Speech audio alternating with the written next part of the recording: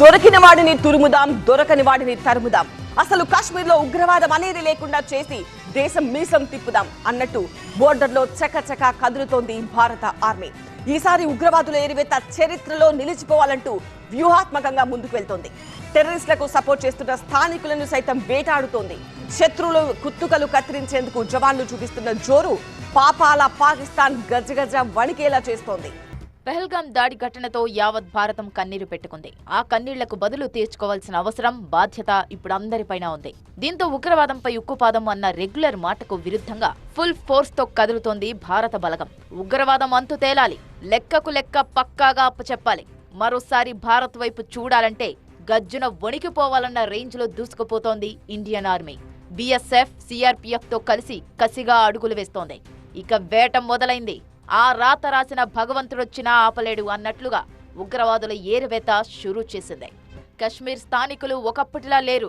గత కొన్నాళ్ల నుంచి మార్పు గట్టిగానే మొదలైంది. మొన్నటి పహల్గాం దాడితో కశ్మీర్ల గుండె రగిలిపోతోంది.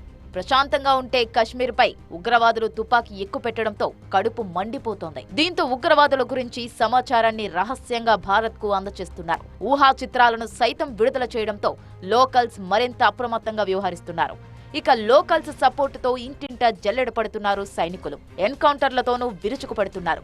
బందిపోరా ఎన్కౌంటర్లో లష్కరే తోయిబా టాప్ కమాండర్ అల్తాఫ్ ను హతమార్చారు. ఉగ్రవాది ఆసిఫ్ షేక్ ఇంటిని ఐఈడీ బాంబులతో పేల్చేశారు. మరో టెర్రరిస్ట్ ఆదిల్ నివాసాన్ని కూడా కూల్చిపడేశారు. అంతేకాదు, ఉగ్రవాదులతో సంబంధాలున్నాయని తెలిసినా అంతు చూస్తున్నారు. కశ్మీర్ చుట్టూ నిత్యం పహారా కాస్తూ బూట్ల సౌండ్లతోనే బెంబేలెత్తిస్తున్నారు. పుల్వామా, పూంచ్, రాజౌరి సెక్టార్స్ లో తనిఖీలు చూస్తుంటే బోర్డర్లో ఉన్న పాక్ సైనికులు సగం చచ్చిపోవాల్సిందే. కేవలం కశ్మీర్లో మాత్రమే కాదు, పంజాబ్ బోర్డర్లో శత్రు దేశానికి సైతం చెమటలు పట్టేలా బలగాలు మోహరించాయి. అంతేకాదు, 2 టెర్రర్ మాడ్యూల్స్ ని ఛేదించి పలువురిని అరెస్టు చేశారు. పెద్ద మొత్తంలో ఆయుధాలను, పేలుడు పదార్థాలను స్వాధీనం చేసుకున్నారు. Rocket, propelled grenades, rocket launcher, ఐఈడీలు, హ్యాండ్ గ్రెనేడ్స్, పిస్టల్స్, కమ్యూనికేషన్ పరికరాలను సీజ్ చేశారు. భారత్ వైపు చూడడం అటుంచితే కనీసం బోర్డర్ వైపు లుక్కేయాలన్నా జాయింట్లు జారిపోయేలా సీరియస్ యాక్షన్ షురూ అయింది.